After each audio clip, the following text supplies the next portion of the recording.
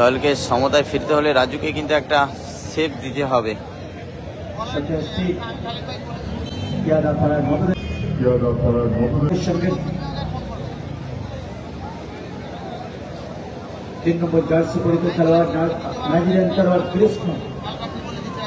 সঠিক কৃষ্ণ, সঠিক কৃষ্ণ,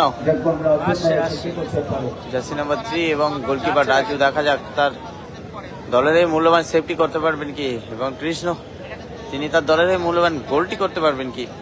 একটা প্লাস পয়েন্ট পেয়ে আছে কিন্তু কৃষ্ণ।